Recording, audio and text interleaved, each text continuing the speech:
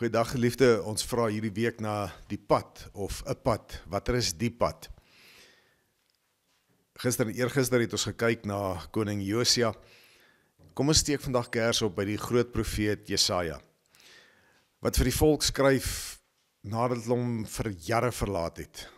Vir jare op 'n pad was wat glad nie naby God wou wees nie.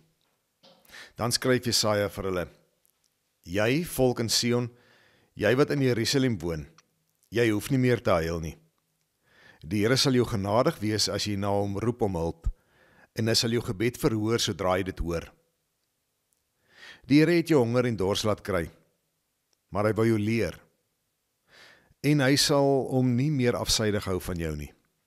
Jy sal self sien dat hy die een is wat jou leer.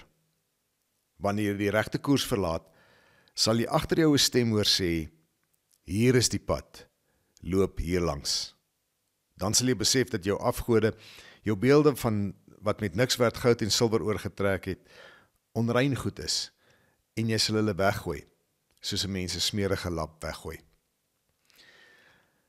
In Kalifornië in Amerika is daar 'n nasionale park met die naam Yosemite. In hierdie nasionale park is daar die bekende en berugte Half Dome. Baie gewild onder rotsklimmers. Baie kry dit reg, maar baie kry dit nie reg nie. Dit is net 'n geweldige uitdagende klim. Teen een van die loodregte kraanse van hierdie Half Dome is daar so 'n paadjie, so 'n lysie wat hulle noem the Thank God Ledge. Jy kan sommer van die naam hoor dat baie klimmers baie dankbaar is dat hulle op een of ander tyd in hulle gevaarlike klim, in hulle vermoeiende klim, by hierdie plek kan uitkom, want dit vorm 'n paadjie waarop hulle net vir 'n oomblik kan stap. Dit is so weggesteekte paadjie, halfpad teen 'n kraans op honderde meters in die lug, waar as iemand daar kom, net sê dankie tog, hier kan ek 'n bietjie stop, ek kan 'n bietjie net weer myself bymekaar maak. Baie klimmers skryf dat hulle juis op daardie stukkie net so 'n bietjie kan sit om net weer van die vrees in hulle ontslae te raak, voordat hulle die res van die klim na die boonste top toe aanpak. Dis 'n nou en 'n gevaarlike paadjie, maar dit is 'n getoetste pad, wat vir moe klimmers 'n veilige vesting bied, 'n veilige hawe bied, te midde van hierdie oorweldigende gevaar. Baie klimmers wat hierdie klim, gee op. Maar die wat by hierdie paadjie uitkom, en daar kan net weer 'n bietjie versterk raak, dis hulle oor die algemeen wat dit maak.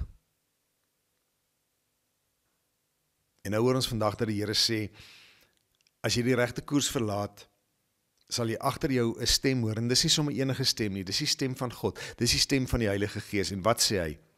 Hier is die pad, loop hier langs. In hierdie wille wêreld van ons, waar ons ook nie regtig baie keer weet hoe ons nog by 'n dag van môre gaan uitkom nie. Praat nou nie eens van 'n verre toekoms nie.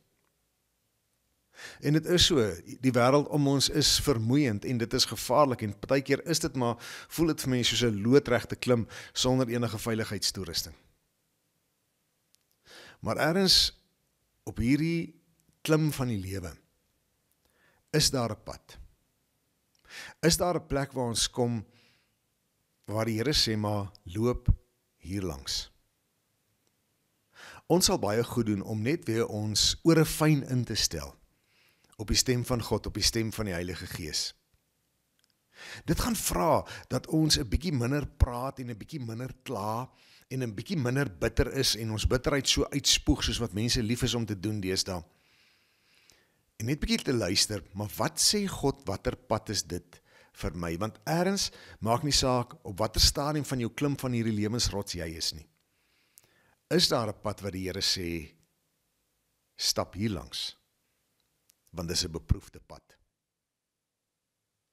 Ons kry juis ons moeilikheid wanneer ons op die paaie begin stap wat miskien gewild lyk, wat miskien veiliger lyk, wat miskien lyk asof dit van ons minder inspanning gaan eis. Maar dis waar die moeilikheid kom. Gedurig is daar 'n God agter ons wat ons leer, en hy doen dit deur 'n preek wat jy luister, 'n Bybelstudie wat jy hou of bywoon, iets wat gesê word in 'n selgroep. Oral waar die gelowiges bymekaar is en die Gees besig is om te werk, sal jy gedurig die stem van die Here hoor wat sê, maar hierlangs, moenie jou eie kop volg nie. Hier is die regte pad. Mag ons in ons dag stil genoeg word, sensitief genoeg wees, en bo alles gehoorsaam genoeg wees, om te hoor wanneer die Here vir ons die pad aanwys, en die beproefde pad kan volg. Mooi loop. Shalom.